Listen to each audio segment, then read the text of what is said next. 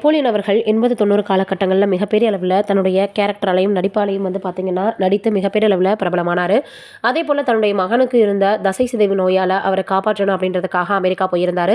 அங்க போய் இப்ப ஐடி நிறுவனம், விவசாயம் அப்படின்னு ரொம்பவே வந்து வித்தியாசமான வாழ்க்கை முறைய வாழ்ந்து, என்னடா இது இந்த அளவுக்கு வெற்றி அடைஞ்சிருக்கிறாரே ஒரு நடிகர் அப்படின்னு சொல்லக்கூடிய அளவுக்கு மிகப்பெரிய அளவுல தன்னுடைய வாழ்க்கையை மேம்படுத்தியிருக்காரு.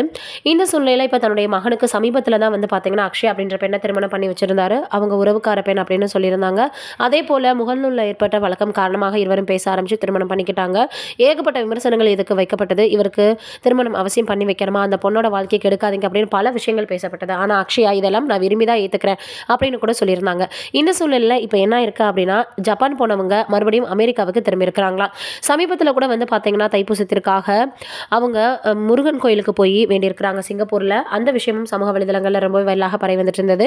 இந்த சூழ்நிலையில இப்ப வந்து பார்த்தீங்கன்னா, அக்ஷயா அவர்கள் தன்னுடைய கணவரை எப்படி பார்த்துக்கிறாரு, அதேபோல அவங்க வந்து எப்படி அவர்கிட்ட வந்து திருமணம் பண்றதுக்கு ஓகே சொன்னாங்க அப்படின்னு பல விஷயங்களை பற்றி அடிக்கடி வந்து சமூக வலைதளங்கள்ல வெளியாகிக்கிட்டே தான் இருக்கும்.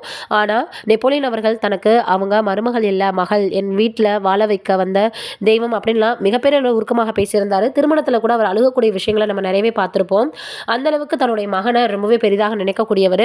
அதோட மட்டும் இல்லாம ஐடி கம்பெனியை உருவாக்கி அதுல வந்து தன்னுடைய மகன்களை வந்து பார்த்தீங்கன்னா அட்மினிஸ்ட்ரேஷன்ல உட்கார வச்சு மிகப்பெரிய அளவில் வந்து அவர் அழகு பார்த்தவர் அப்படின்னு தான் சொல்லணும். அதையும் தாண்டி விவசாயம் அப்படின்றத மறக்காம அமெரிக்காவில் போய் விவசாயம் பண்றாருன்னா எந்த அளவுக்கு அவருடைய நல்ல குணங்கள் இருக்கும் அப்படின்றத நம்மளால யோசிக்க முடியுது. இந்த சூழ்நிலையில இப்போ வந்து பார்த்தீங்கன்னா, ஜப்பான்ல திருமணம் பண்ணதற்கு காரணம் அமெரிக்காவில் சில காரணங்கள் இருந்துச்சு, திருமணம் பண்ண முடியல அப்படின்றதுனால தான் நாங்கள் ஜப்பானுக்கு போயிட்டோம் அப்படின்ற மாதிரி திருமணத்திற்கு முன்னாடியே ஜப்பான் போயிருந்தாங்க. அதற்கப்புறம் தன்னுடைய மகனை இப்போ திருமணத்தை முடிச்சுட்டு 3 மாதங்கள் கழித்து நாங்கள் மறுபடியும் வருவோம் அப்படின்ற மாதிரி சொல்லியிருந்தாரு. இப்போ நெப்போலியன் அவர்கள் வந்து மறுபடியும் அமெரிக்கா திரும்பியிருக்காரு அப்படின்ற செய்திகள் சமூக வலைதளங்களில் வெளியாகியிருக்கு. தொடர்ந்து எல்லாருமே தனுஷ் அவர்களுடைய வாழ்க்கை இனிமேலாவது நல்லபடியாக இருக்கணும் அப்படின்ற மாதிரி சொல்லி வந்துட்டு இருக்காங்க. நீங்க என்ன நினைக்கிறீங்கன்னு கமெண்ட்ல சொல்லுங்க.